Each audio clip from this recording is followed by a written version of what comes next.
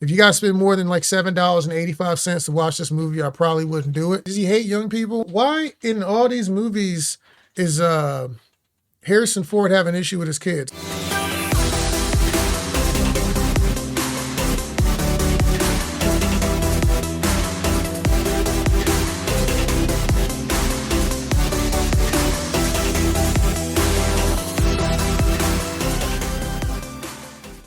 I want to talk to you guys a little bit about Captain America: Brave New World. Now, I caught this movie. I've seen a lot of the hate going around. I typically like Anthony Mack movies. Marvel's been very, very hit or miss. So I figure I'd go check this out, give it a real honest opinion. Me and Erica caught it. So let's just start off with we're going to go right to the gold here. We're starting straight up with the action. It's an action movie. The fighting is pretty good. It's not great, but it's pretty good. There's a lot of fun stuff he's doing with the wings, a lot of fun stuff with the movement. The Hulk is definitely acting like the Hulk. He's doing a lot of fun stuff. I like how they used the Hulk with just the ability to rampage, break things, and destroy stuff. That part was dope. Some of the fights were pretty good, but there's some people that the Falcon squares up with, and he ain't doing too hot, and it's kind of confusing if he's supposed to be the ace. Didn't really put him in the best of lights. Let's just put it that way. But he's clearly well trained. They make sure you know that part's good. So the fighting and the action, I probably give it a 3 out of 5. There's nothing to write home about, but it's all right. When we get to the rest of the movie, here's where it really starts to fall apart. Here's the real problem. One, if you've seen the trailer, you know what the movie's about. Captain America is now a black man, and there's a transition happening there. He's trying to do things differently. He's still working with Isaiah Bradley, the original Captain America, pre-Steve Rogers. There's some stuff I forget what his partner's name, but he's training up a new Falcon, Latin dude, not sure what his name was, but it was cool. Lil Falcon. We're going to call him Lil Falcon. Pequeño Falcon. So it's cool. It wasn't nothing really crazy about it, but it was an okay story. When you watch the interactions of the squad, and then Ross, Betty Ross's dad, who chases the Hulk, is now president, and now they're having to work together, and he doesn't really trust him totally. It's a whole mess, but he's trying to work with him. Then some stuff happens, blah, blah, blah, blah, blah. Now they're in conflict. General gist of the story. So technically Ross is the villain, but he's being manipulated by another person. Okay, it's an old movie. If you haven't seen it already, I don't know what to tell you. It's been out for a while. But I think it's the leader that you saw in the original Hulk, where he gets the juice on his head and he just disappears. Well, Ross had taken him. He was helping him do some different stuff and held him kind of prisoner. So he's actually manipulating Ross as revenge, yada, yada, yada, yada, yada. Here's the thing. There's a couple of things that happen that don't make any sense. People are like MacGuffins, where the only way that would happen is if the movie needs it to happen. There were a couple moments like, you're like, man, that's not freaking realistic. But the main problem that I had is in the beginning of the movie, they're all having these conversations, dialogue. It's freaking terrible. I don't know what draft of the script we was watching. I don't know what happened in the beginning of the filming of this movie, but their interactions together, the three main male leads, Anthony Mack, Captain America, Lil McFalcon, and Black Captain America, old school Black Captain America, Isaiah Bradley. When they're together, it just doesn't feel real, right? Like they don't gel well. And so it makes the first 10, 15 minutes of the movie hard to get into. And I'm like, all right, man, well, it's probably going to pick up. And later on, it does pick up. Later on, the interactions get better. Later on, it's cooler. And that's good. Couple things that are weird. Isaiah Bradley's ridiculously strong. So anytime anybody's trying to capture him or do anything with him, anytime you're trying to capture him or do anything with him, it turns into a bit of a situation, right? Because realistically, he has to let people capture him. But people, it's so weird. They'll see, oh, there's a pirate person. Let's try to yank him up and be rude or slam him on the ground. Doesn't make any sense. A dude's super powerful, can murder you at any point in time. It's just dumb. So I really wasn't super impressed with some of the logic in the movie. Some people were just overacting, and here's the main problem with really the movie, that why I don't think it's that great. You've already seen this movie. It's not that different from Captain America and what is it? I don't remember if it's Civil War or I think it's Winter Soldier. It's very similar themes to that. There's a bunch of other movies that are mixed in. Now they have, I forget her name, but is the Israeli superhero in here. She's in here. The one that has an Israeli flag on her as her costume. Well, she's in the movie, but she's got a different name. She's kind of set up to be like the new Black Widow. But the problem is that, like, Black Widow is a vixen.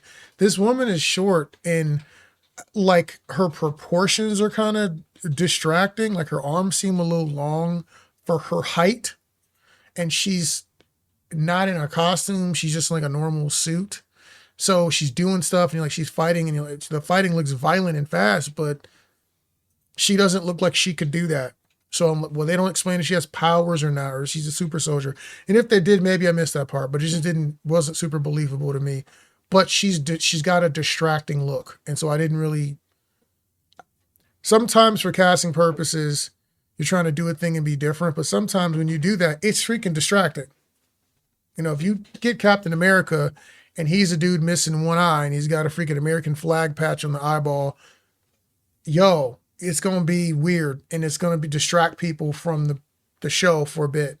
I don't think she was a great choice. I think they could have went a different route with that. And I don't know if they played down the Israeli heritage, because at first I thought she was Russian. I think maybe because of the war, they tried to play it down. I don't know what was happening, but it wasn't super great.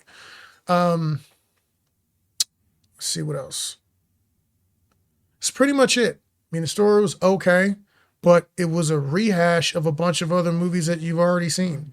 And that's what made it not, like, it doesn't feel original. When you watch, you're like, oh, that's Winter Soldier. Oh, that's Black Panther. Oh, that's that.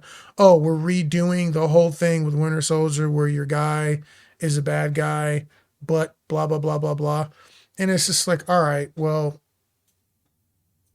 I guess. But when you watch something like that, it doesn't feel, it's just boring. It's boring because you, in your back of your head, you're going, I've already seen this. So is it worth the watch? I mean, it's okay if you're freaking bored on a Tuesday afternoon. You can catch it on a matinee or whatever. Sure, but realistically, it's the kind of thing you could skip. You could wait for that one to come out and stream it. If you got Movie Pass, you can see something at a discount. Great. It's probably fine for that. But a big date night, getting everybody together for a big Marvel screening, I don't think this is really worth it. Not terrible. People are saying it's the worst. It's not the worst. It's just meh. And the problem is when you're competing with Daredevil and Wolverine, Deadpool and Wolverine and stuff that is super popular and goes hard in a direction, and you don't do that, by comparison, your stuff's going to seem real weak. And that's kind of what this has going on. I will say, like I said, from the fighting, it was fun. Captain America Falcon does use his powers very well. I don't like the fact that his suit, though, seems to have every power under the freaking sun now, which makes sense from a realistic standpoint that in the real world, yeah, everybody would have Iron Man tech. Everybody would have vibranium, whatever. But from a show where people are supposed to be distinctive characters and have distinctive power sets and move sets, when you start getting that level of redundancy, it's like the next Avengers is just going to be a bunch of Iron Man suits. Because freaking why not? Right? So, like, I think Marvel's going to have to find a way to work with that. Because then what? You're going to come out with the X-Men, and then the X-Men are going to be fighting everybody. Ooh, Juggernaut's so tough. Man, we should get some Iron Man suits. Really? Vibranium claws on Wolverine. What are we doing? So I'm saying, like, it just starts to get a little weird. So it's not terrible. It's just not, it's not great. And I'm really curious where Marvel's going to go with all this. They were leaning heavy into Magic, Doctor Strange, and Wanda, and Agatha Harkness and all that stuff. But they're all seem to be doing a lot of mechanical Tony Stark modification, vibranium tech, Black Panther stuff. So I don't, I'm very confused as to where this is all going and how it's all going to intersect in the next set. But we'll keep watching. We keep telling you what it is. But that's pretty much it. If I have to give it out of 5 stars, 5 blades, I'd probably give it like 2.5. 3 means you probably should watch it in theaters. 2 is like, it's not the worst thing, but it's not great. It's okay. 2.5. 2.5. It's worth watching if you got nothing going on and want to watch an action movie. If you like Anthony Mack, go for it. Also, why in all these movies is Harrison Ford having an issue with his kids? I mean, got Han Solo getting stabbed by his kid, and then we're in this other movie, and he's arguing with his daughter, and she hates him, and it's a whole thing. I'm just saying, like, then we got Indiana Jones. He's got his young apprentice. He has an issue. Like, it's like, does he hate young people? Is that the theme we're going for? He's going to be a crotchety old man in every freaking movie. You can't be the same dude, bro. You gotta switch some stuff up here. Anyways, that's all I got. 2.5 blades.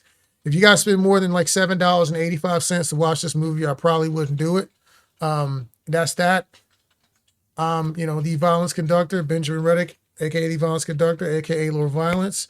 Appreciate y'all rocking with us. This is the Awesome Action Addicts podcast, and we will catch you on the next one. And this has been a quick hit. Next time, you probably see the whole squad.